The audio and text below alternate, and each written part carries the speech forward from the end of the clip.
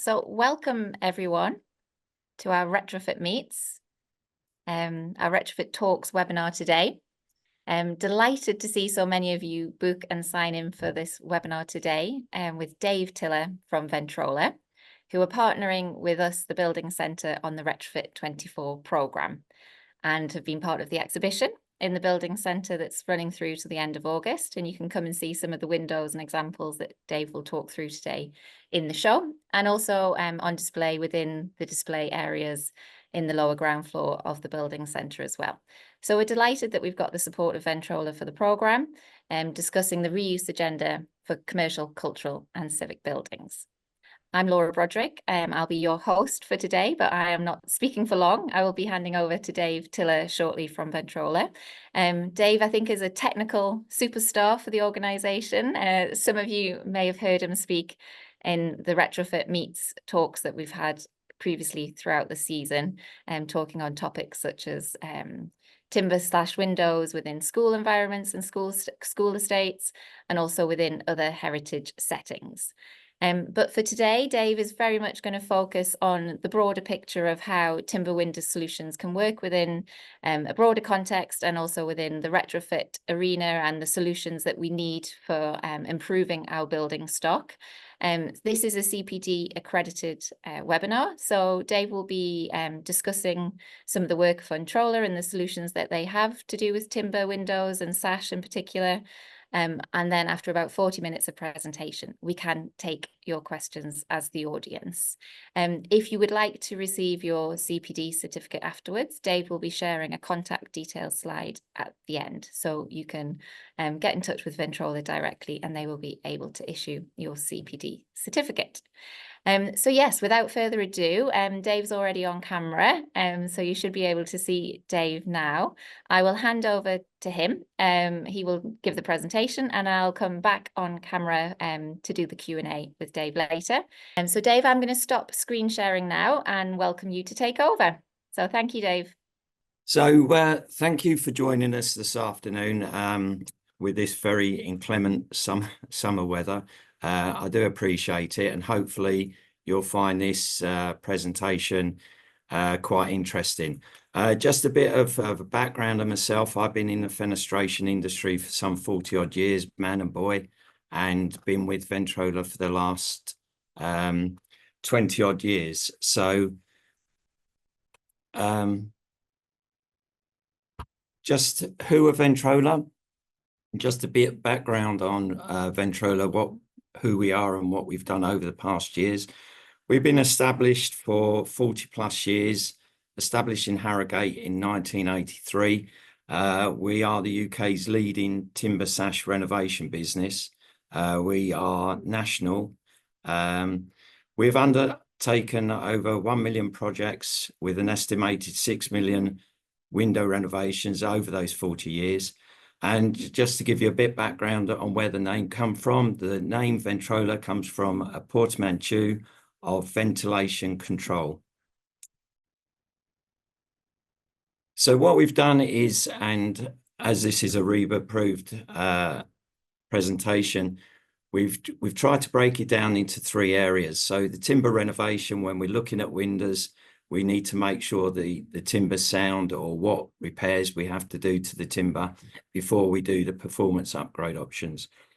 The performance upgrade options, we can talk about the various things that are open to us, and predominantly over the last several years, we have an increase in slim heritage double glazing, and latterly over the last couple of years is vacuum glazing. So it's got a bit, the water's got a bit muddier, but there are solutions out there to improve performance of old windows. And then we get on to testing and the green facts, some of the bits that, you know, when we're looking at decarbonisation of heritage estates or old buildings, just to give you a bit of feedback on that. So again, as we go through it, I'll endeavour to explain. The box sash window, its history. A lot of countries make claim to first inventing it. Even the UK It wasn't brought to the UK to the mid 17th century. It's made claim in Holland and France that they actually invented it. It was known in France as the guillotine window before sash weights and pulleys were introduced in 1660. So from the diagram there, what you can see is an explanation of the box sash window. So you have an outer cheek, where the arrow is, you have an inner cheek, and then you have a box lining. Or if you look down this side, where the box lining goes down, it can be known as pulley style as well. So box lining or pulley style. Then the box is finished off with a sill at the bottom, hence your box. The two sliding sashes, vertically sliding sashes in the middle, hence your box sash window. You've then got a parting bead in the middle that does what it says on the tin. It parts the sashes so they slide past each other.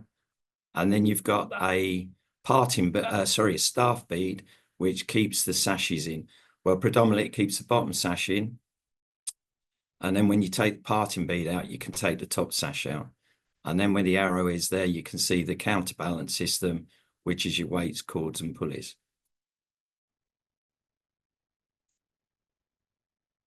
This diagram shows you a few of the windows we work on. And if I start with this one in the bottom corner here, this is called a Yorkshire slider. So it's a horizontal sliding window, and predominantly it didn't have any weights, cords, or pulleys, slid along on a wooden track. And as the name says, you do see them a lot in sort of the Yorkshire area.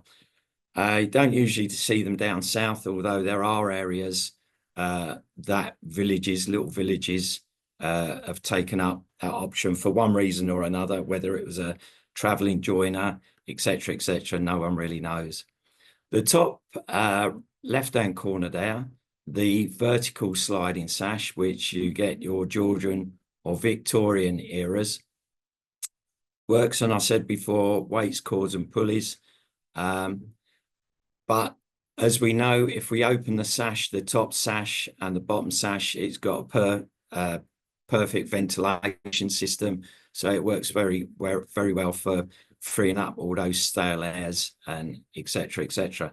The pivot window over the right-hand side here, predominantly you see those on, if you've ever looked at old buildings and particularly schools, you see very tall windows, and at the top it can have a pivot window, and at the bottom a hopper window. So again, if you open the two windows, you get very good air circulation. When we work on schools, we predominantly find that these are sealed shut. So we're called round to sort of make them open and draft proof them. The bottom right hand corner here is your traditional flush fitting casement sashes or casement windows with opening out sashes. And again, these are just a few of the details of windows we work on. The first area or to look at this sash window and why it was made in this way. So we've got the Georgian period. A couple of reasons it was made like this. So the inability to produce larger panes of glass at that point in time. King William III introduced, believe it or not, a window tax in around circa 1690.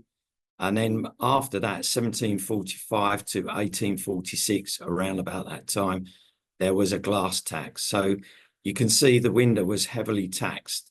And if you look around some old buildings, some of the windows or some windows where it looks like a window have been or could have been, some have been purposely bricked up because it was considered cheaper to pay for the windows to be bricked up than it was to pay the glass tax. Not in all cases, but most cases. And in fact, the term daylight robbery was born. What we would find here, and just particularly to point out, the early Georgian sash windows, this bar along the mid-rail area here is very thin. So the sash would have been built out, the verticals would have been one piece, and then these separate pieces. So the strength and that integrity of that sash window would be in these corners and these points here. This would be held together by a dovetail joint and then bolstered up with a dowel joint. So if you look at the old windows, you'll see a dowel protruding about 3 to 4 mil outside that section. We get onto the Victorian period. So all the glass tax, window taxes were abolished. We were able to produce larger panes of glass, but what it did do, it gave us a problem in the in this area here, which is on the Georgian period, where it would have been held together with a dowel, and it was very thin. So what they did is they thickened this up, then they made the verticals run the full length and past the horizontal, and then it would have a dovetail joint that would give it the strength. So it beefed this area up. Now what happened, that left a square piece of wood at the bottom here, which was quite ugly. And this is why we get so many different horn details. So believe it or not, the horn detail was put there for strength, and latterly it was tidied up with a bit of detail to make it look pleasing to the eye. Likewise, when we're working on listed buildings, we have to copy everything. If we have to replace a sash, a bottom sash, or sashes, we have to copy everything to the nth degree. The problem with that is, and this is why we've got our own joinery shop in Harrogate, Bristol, and also Scotland, is that we cut a little piece of the glazing beads out, then we peel back the lead paint, because over time, the lead paint painted over this detail here, you will lose that detail and it will look just like a dome or a bishop's hat. So when we actually peel it back, you see all this lovely detail. The most common ones are your ovlow, your broken or royal lamb's tongue, or your lamb's tongue. Then if you look at these, you see a variation of a theme. And bearing in mind that people that in that Georgian period, when the Georgian bars were being widely used, you would probably find that they wouldn't travel as much as they did in the Victorian period. So you got joiners that stayed in areas. Hence, when I go to Norfolk and Suffolk, this bead is very prominent, big tall windows, and I guess it's put there for strength, because if you beef that up, then it will give you a stronger solidity of each sash. These here, 16 to 18 mil is commonly what we see, and in Bath and Bristol and areas of such like, you will see thin glazing beads. But as I say, there's a variation on a theme. So it's imperative that we copy the detail so we get it right to going back. What we find, if I break this down into 3 areas, so if you're lucky enough to have your windows working, you've got noise, drafts and rattles. What that does is you can open the window, but as it says, it's drafty and it's rattly. And more nowadays, you've got dust and dirt ingress that's coming through, especially if you're on a busy high street. The second 3 here, deterioration, inoperable, difficult to maintain. Because they're difficult to maintain, they become inoperable and they deteriorate. So the majority of sill of replacement wood we find that we do is sill and lower box replacement. However, if a sash for some time has been stuck on a sill that's rotting or a lower box that's rotting, we can actually take a sash or open it up where it's been stuck shut for a number of years, and the actual bottom of the rail will stay there. So it will leave the verticals of the glazing bars and the side rails. Failure to meet performance standards. Well, believe it or not, the draft proofing in its entirety will give you a 30% efficiency. Lack of comfort, well, it is going to give you it is going to give you an incredible amount of comfort and energy saving. These three are put there because people think that they can just rip their windows out and put the latest A+, A++ windows in, etc. So we're never going to meet those performance standards. However, with the introduction of slim heritage double glazing, secondary glazing and vacuum glazing, we can start to achieve this. Not all properties, but some.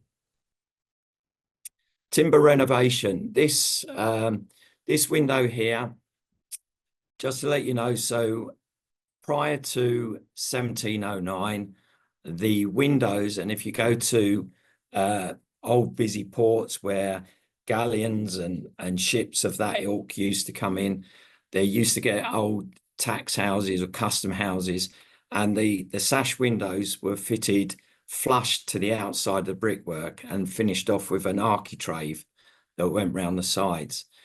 Then after 1709, the windows were put back 4 inches on the brickwork and finished off with like a scotia or an ovlow moulding to go around it to seal the window.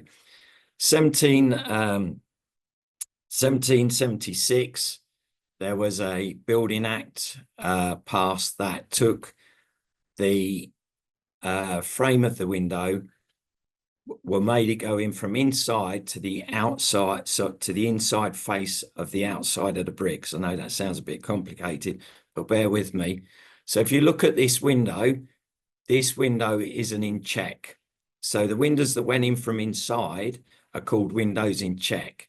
And this was done for the Great Fire of London. So it was taking the timber away from the outside of the building and protecting it behind the brickwork. So if you look at this frame here, this outer cheek, and you look at the side here, you can see the thin part of the paint. That is the only part of the frame that you would have seen on the outside of the window when it was in check. There's a bit of poetic license there because this is opened up. Generally, if it was in its frame in check or a frame, that wouldn't have been opening up like that. However, just to explain why this window is on the back of a garage door. So 9 years ago in Birmingham, just outside New Street Station, there's a property where these windows are in. The contractor, the builder who had the property took these windows out and was ready to burn them, demolish them, whatever he was going to do. The conservation officer and built planning officer of Birmingham City Council found out about this and closed the site down. Hence, we were asked to put these sashes right, and they're in place now. So just to go through the common problem areas. So cords, they always deteriorate, they always snap, they get painted for some reason, and they just deteriorate. So we always replace those. Pulleys, invariably, pulleys will go on and on, just need a bit of oiling, a bit of care. As long as they've not been hit with a hammer or mullered with a screwdriver, they're fine to last. And we check those out, that they're not oscillating or anything, but we like to keep the same hardware if we can. Coming to this area, the hardware, damaged glass, rotting seal, glazing bars, inoperable mid-rail area. I'm going to do all of these as one. So of the time of the ilk, most of these windows would just have to deal with the outside weather conditions, the rain, the sleet, the snow, the hot weather conditions. However, now these windows have to deal with the inside conditions. And what I mean by that is when I survey windows, whether it's commercial or domestic, usually domestic, we still get people drying their washing on their radiators, not opening their windows, not ventilating the windows. And as a consequence of that, the windows steam up and have an awful lot of condensation on the inside. Because these bars on the inside, these mid-rail areas are flat, you can imagine all the condensation in this area is going to lay flat, unless cleared off, is going to lay flat. And if you've got glazing bars, then this water rests in the glazing bars and slowly deteriorates glazing bars. And what it also does is it runs down the helix of the screw holding the hardware in place. That then rots where it's being secured to, and this is what we mean inoperable mid-rail area. So you find that the poor wind has to contend with all these conditions. So we are seeing more and more where people don't clean or clear off condensation, it is causing a problem. Tenant joints, that's where everywhere there's a tenant, if it's opened up and it's still in good fettle, then we use a 2-part epoxy resin where we can make sure that we've taken out all the rotten wood, and then we can fill it with a 2-part epoxy resin. Once it's gone hard, that we can sand it, mold it, and paint it. And we can even, when it's gone off, re-screw the screws holding the hardware in. So it's very, very versatile. What we find is rot in the sill and the lower box assembly. So as I pointed out to you before in the other context, or the other slide, sorry, is the box goes around the whole of the frame and is finished off with the sill. When we say lower box, we cut out the lower box and take out the whole sill area, because although we can see the sill there, and customers, especially domestic, thinks that's where the sill ends, the sill actually protrudes further into the box. So if it's rotten in this area, 9 times out of 10, it's going to be rotten in where it doesn't see the cold light of day. This slide shows you a tenant joint, so we can cut out some of the rotten area. What I would say is a repair is very much like when you're a young child, you have small fillings, and unfortunately when you get to my age, you have crowns. So yeah, we'd all like to keep our original teeth, we'd all like to keep the original wood, but sometimes we can't repair it. We can splice in, we can do things, but we have to take a view, and we would rather repair where we can, but there is the odd occasion where we can't. As you can see this slide here, we can actually, and I have actually seen it and experienced it, where the sills look fine at the top and the front edge here, although that you can see a rough edge, and then sometimes you can get your fingers underneath that and feel that it's rotting within. And the reason it rots within is because 9 times out of 10, these are sitting on stone sills, which is porous. So it does hold a certain amount of moisture. And if that has opened up and also rain is getting in there, it can rot within. But going back to this slide and looking at the damage of the sill here and around there, it's something that in this case, and where it's been repaired badly in the past, we would take a view of replacing it, so bringing it back to what it would have looked like and functioning how it would have looked like or would have done when it was first made. This sill replacement, it's hard because I usually show models, but because it's on a webinar like this, is very difficult, but I'll try and explain this very briefly. We have a sub-sill, we have a sill, we have the box there, and again you can see it where this guy's hand is, or the installer's hand is. He started to take out the sill and the sub-sill, and he started to take out the lower box. Where his elbow is here, you can see that he's taken out the lower box and he's continuing to take the sill out. What we do is we use a CPD hardwood sill. We cut slots in as it would have been done, and then we make up the sill details. So it's basically building it up a bit like a Meccano kit, but it's putting it all back together, but taking all the rotten wood out. And this actually is probably worst case scenario. So you've got a sill on top of a sub sill, and you've got lower box. And you can see the repair, the effect it makes. And when it's done properly, it does give you a long-lasting joint. What we do find, we have experienced, is where people have sold houses and the new incumbent people go in, they want us to go and open the windows up, draft proof them. And we found that people, to sell the house, they've had someone in to cut the front of the sill out and to, in fact, screw a good bit of wood to a bad bit of wood on a sealed shut window. And then when we open it up, we find that the back edge of the sill like this is rotten. So yeah, it's the way we prefer to do it, and the way conservation officers would prefer us to do it. What we do as well, when we replace the sashes, or not replace the sashes, sorry, when we're renovating the sashes, we weigh the sashes, we record the sashes. The reason we re-weigh the sashes is that if you've got a Georgian window, say, for example, a 6/6, there's a good chance in time that pieces of glass would have broke. They wouldn't have replaced them with cylinder glass or crown glass, may have replaced them with 4mm, 6mm, 6.4 we've seen laminated. So it's sent the weight of the sash heavier than it would have been on the original weights. So we can use add weights where we can slide them down, and that's the reason we weigh them, so that then they slide up and down properly when we're opening the windows.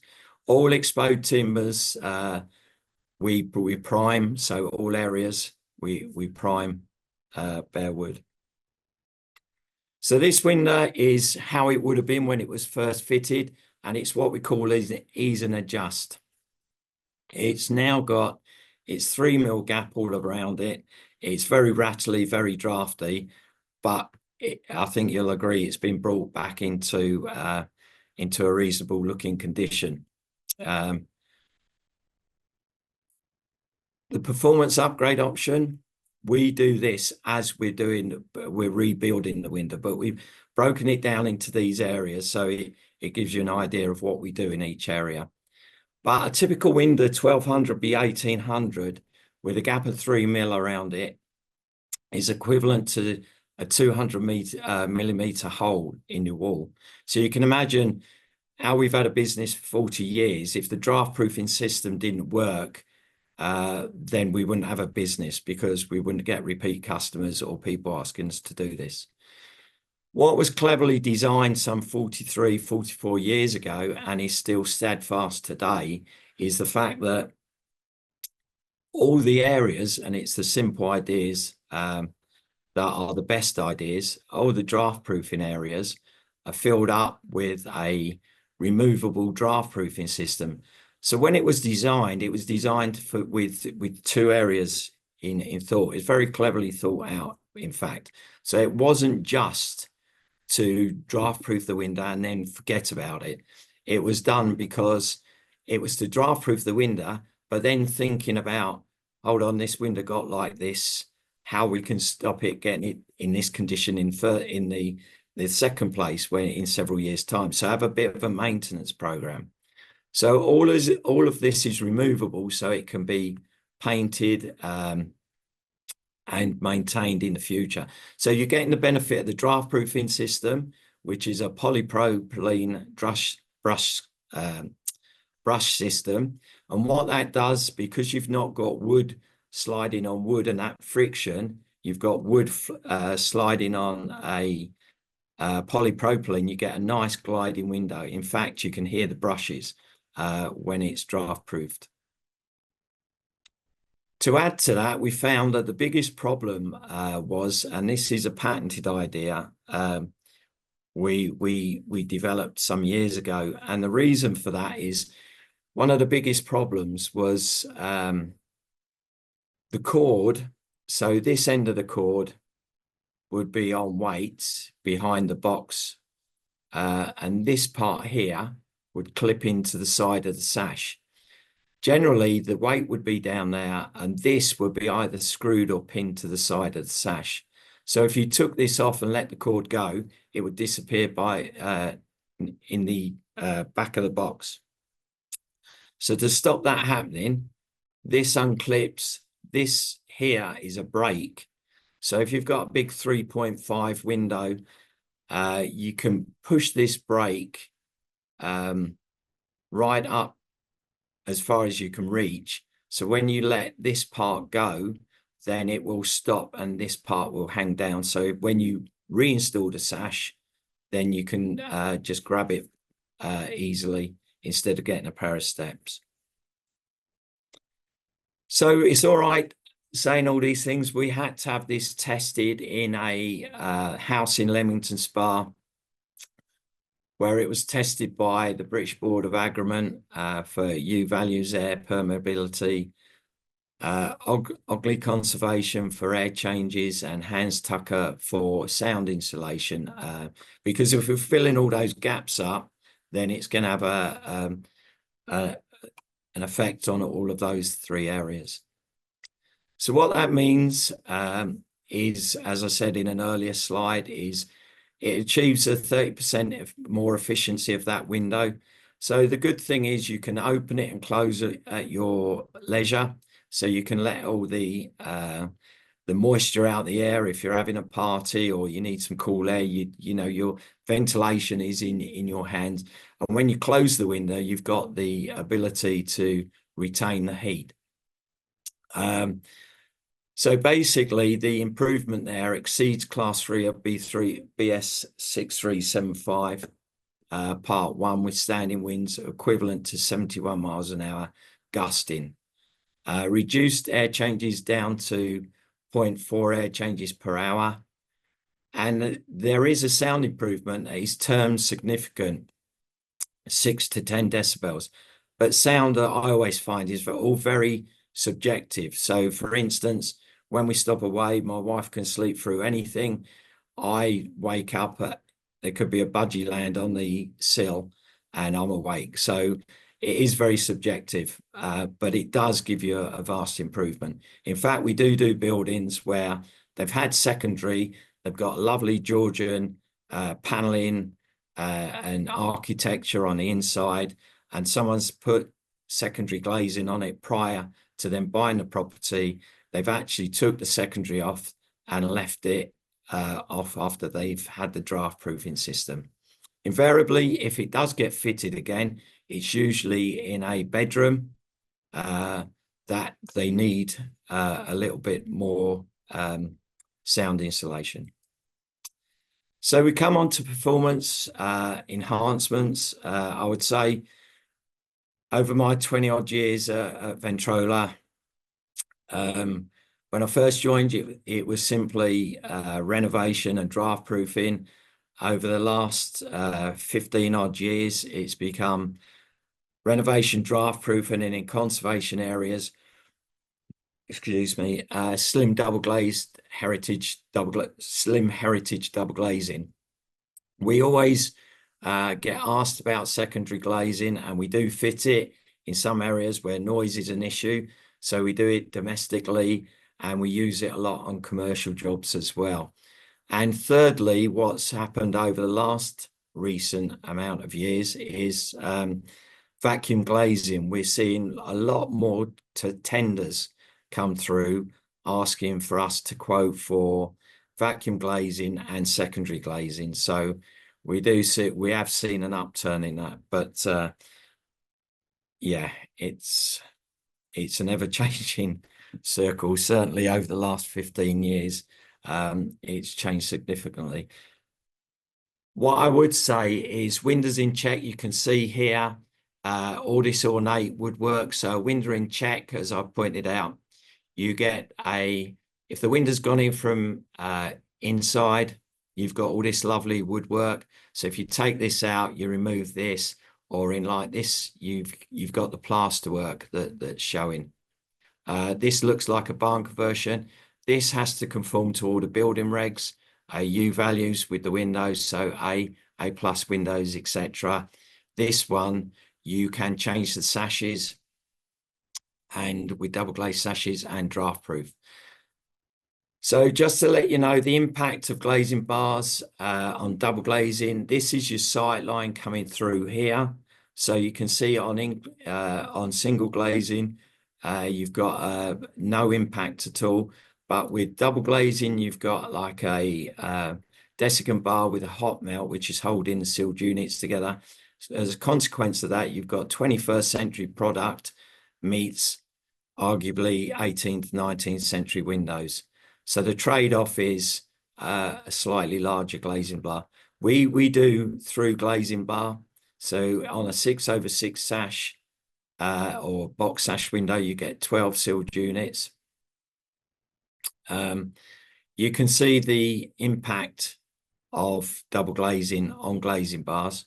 However, on secondary glazing, on double glazing, it does have to be made that slightly wider, especially if you're doing through bars.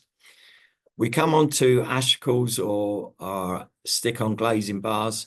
Again, this is something that we do get asked for time to time, not in conservation areas or listed buildings, mainly on older buildings where they're being converted, and it does give them a cost saving. So a 6/6 sash, you can have one sealed unit opposed to several sealed units. Because we've got a solid, if any of you know about sort of PVC or aluminium, if you look down its end here where we've got this solid wood, you've got chambers for drainage, and you've got reinforcement chambers, etc. Because we've got a solid, we have to glaze it like this. So that means we have to make sure it's got a 1.5 mil gap all the way around. We seal it with a butyl compound, which invariably is a clear type silicon compound. Finish it off with a multi-purpose putty. What we find is renovation, our footprint or a expenditure on the energy that we're using to renovate is a lot lower there than if we're doing retrofit heritage double glazing sashes with renovation. That's what we expend there, the energy, and so on and so forth with PVC and aluminium. So you can see that there is quite a difference there, but you know, it's horses for courses. So driving factors, decarbonisation of heritage buildings, and what we've seen over the last several years, and driving factors and things to consider change is the UK has the oldest housing stock in Europe. We have over 5.9 million buildings pre-1919. We have 4.3 million buildings pre-1944. There are 4,000 listed buildings in England, 2.8 million buildings in conservation areas. There's a bit of a typo there, but it is 1944. So you can see, but we've nearly got just over 10 million buildings that are pre-built 1944. So I've been told to hurry up. That's me over and done with.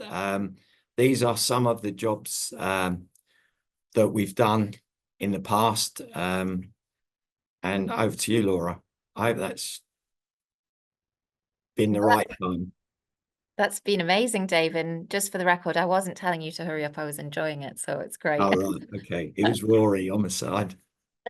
No, thank you, Dave. And just as that slideshow's playing, I'll just remind people that they can put their questions in the chat. We do have some coming in, but just as a reminder to those who may be sort of waiting till the end of the presentation, please use that Q&A text box function. Also, I didn't say at the beginning, but this event has been recorded and will shortly be published on the Building Centre's YouTube channel.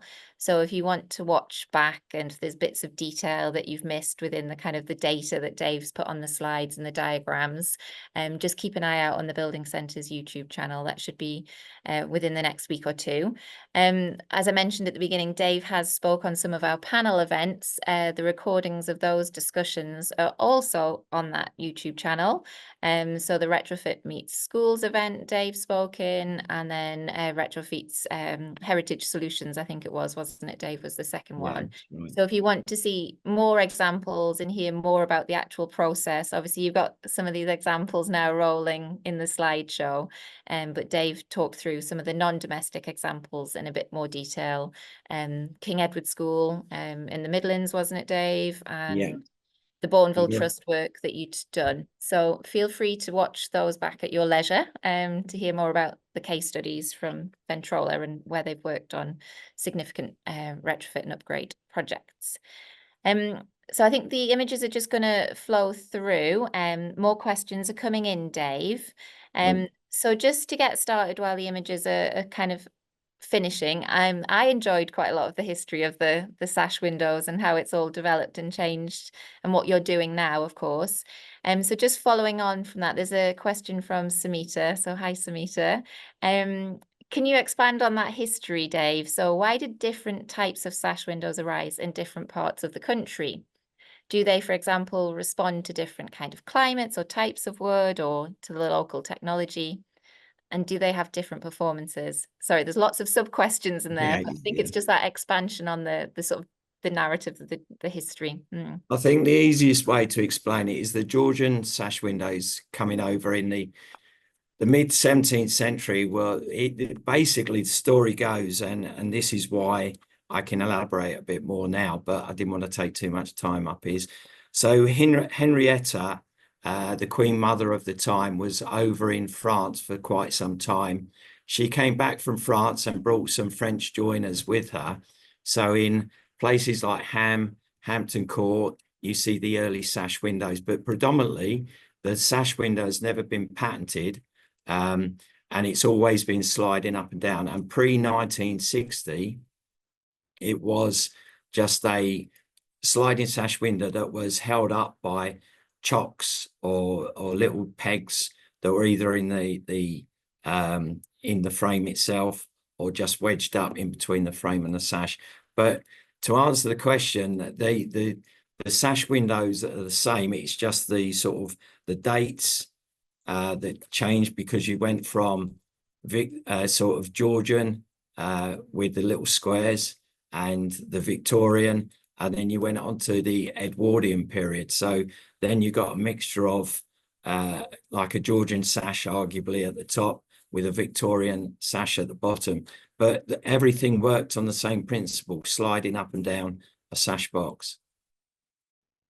Is that okay? Sorry, I can't see anyone. No, it's great. And obviously everyone should now be able to see the email address to request the CPD certificate. So if you want to take a note of that now, that would be great. And then maybe Ventrolla, whoever's controlling, if you want to stop screen sharing and we can see Dave a bit bigger and bolder for the conversation, that would be amazing. Some quite technical questions coming in, Dave, but as you're our technical superhero, we should be all right. So now, so this is from Joy. You mentioned that sapele, if I said that correct, is used for the replacement sills. What material do you typically use for repairs to the rest of the window? We can use either sapele or a Douglas fir, and in the conservation areas, we have been asked to use by the conservation officer various types of wood. So we can use oak, we can use Akoya, which is a machined wood, if you like, or it's, if you smell it, it's like a vinegar because it's put in a kiln, and we can use any type of wood. So sometimes it's specified for us in a tender. We can see the specification of the timber, but generally for household domestic, we use sapele. Oh, great, thank you. Someone else was asking about that as well. So that's people are keen to know the wood options, the timber options. This one from Nigel: is it possible to convert sash windows to triple glazed? I would say it's very hard. The problem for that is, and we have this with slim double glazing as well, because generally the average size width of a box is about 145 mil. So that means that your sash thickness sizes are 45 mil each.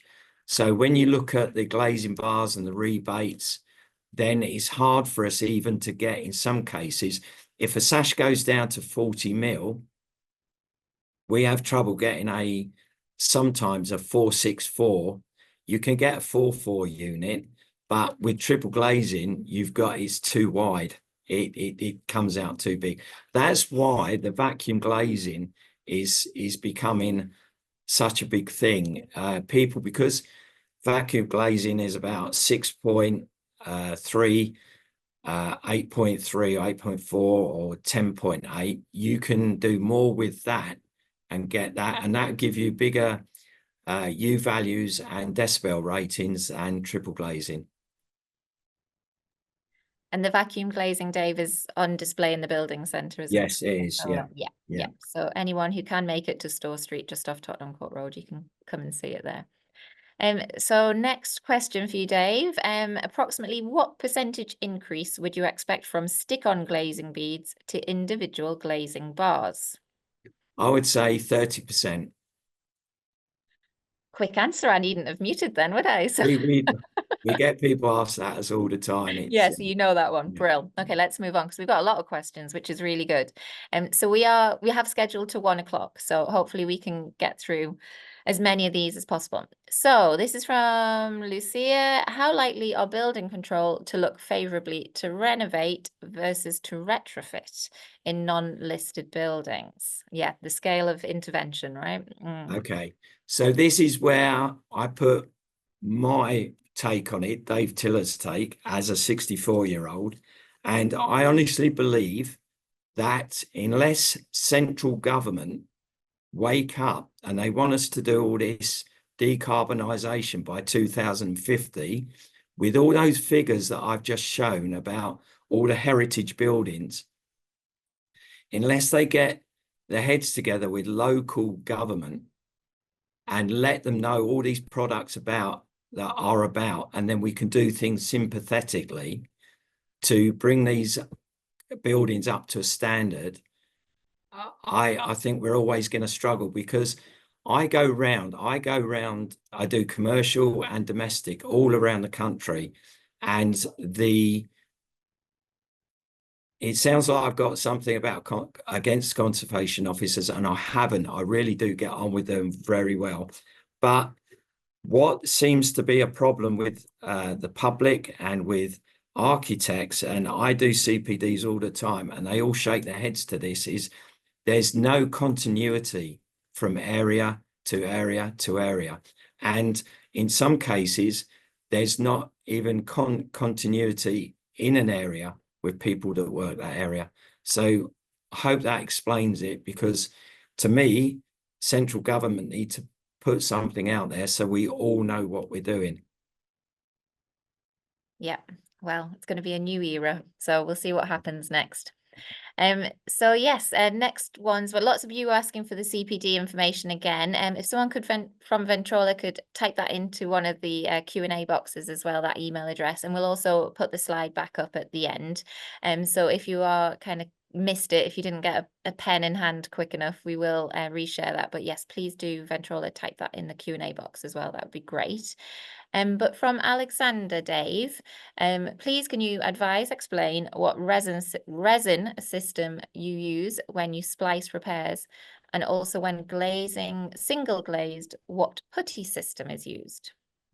Right, we use if I do the first one first, we use a two-part epoxy resin. It is our own, but it is an epoxy resin. So when you mix it together, it comes together in a gun. The lads mixed it together and it gets really hot because of all the chemicals in it, etc. What they do is they have to take out all the rotten wood, and then they use an inhibitor, which they paint on the joint and then fill the joint and wait till it goes off. Then they can sand it and paint it. What was the other part of the question? Sorry. The putty. Team. We Okay. use a linseed oil putty or a multi-purpose putty on our glazing system. We can use, and we've seen it more commonly now, is it's called a 3C putty. So to all intents and purposes, it looks like a putty, but it's a man-made type seal, if you like. It gives you it sticks to the glass better. But yeah, what I would say on double glazing, just to, as we're on this putty, we don't use a linseed oil on sealed units, because we find that the linseed oil does attack the hot melt in the sealed unit and breaks the sealed unit down. Great. Thank you, Dave. A few more people asking about the types of wood with regards to minimizing rot and extending longevity of the windows. So I don't know if you want to say more. I know we've talked about the CPD, but if there's anything more to say on that kind of What I lifespan. would say, what I've seen is, or what we've seen as a company is, because lead-based paint was banned years ago, or I think it was 2000, I'm not sure. Anyway, lead-based paint was banned, and lead-based paint was really good. What we've seen over the years is, arguably, and I'm not a decorator, but arguably there's not as good a paint as lead-based paint. So where we were recommending that the public or people would paint their windows every several years with lead-based paint, we're finding that we have to say to people, they have to check with their decorator that the paint they're using, you'll find that they have to get their windows painted more regularly. So for a south-facing window, for argument's sake, if it gets plenty of sun and then it's dried out, then it gets wet, then it gets dried out, the poor wood can't take that. So I would say that the wood used 9 times out of 10 is like it's a pitch pine. So any of you guys have seen or smelt pitch pine, it's a very oily wood. It's very nice smelling wood. I think it's something someone should bottle as a fragrance, because it's very nice. But because it's an oily wood, it's only got a life expectancy. As long as we maintain and paint it with the right paints, I see windows that are a couple of 100 years old, and they have been maintained and painted correctly, and they will see me out as well. So the timber's very good, but a lot of it is down to the maintenance program. Yeah, and that all being scheduled in properly, and yeah. Yeah. Great. We do have a lot of questions. We might not get through all of them in the last 5 minutes, but we can pass these questions on to Ventrolla, and I've seen that some of them are quite specific and quite long questions, so they're probably best placed on individual emails. So this one from Liam: do you rate double glazed secondary glazing compared to single glazed secondary glazing for heat retention? To be fair, I've seen it and I've used it. It invariably is on it's like a internally opening window. So it becomes very heavy, very bulky. And obviously double glazing over single glazing is going to have a better U value. However, what I would like to point out this time, that we do partner with a secondary glazing company, and we do know that some of the secondary glazing companies now do offer vacuum glazing. So this gives them the benefit of using products that can take single glazing, but give them the U values. So for argument's sake, a U value of vacuum glazing is around 0.47, opposed to a sealed unit, which could be arguably 1.2 center pane value. So you can see there's a considerable difference. So as we speak, there are people making bigger inroads, and the reason they're doing that on secondary glazing to use vacuum glazing is it takes away from that ugliness and bulkiness of double glazing and secondary glaze unit. Great. Thanks, Dave. This one's anonymous, but asking about what about the U values for products?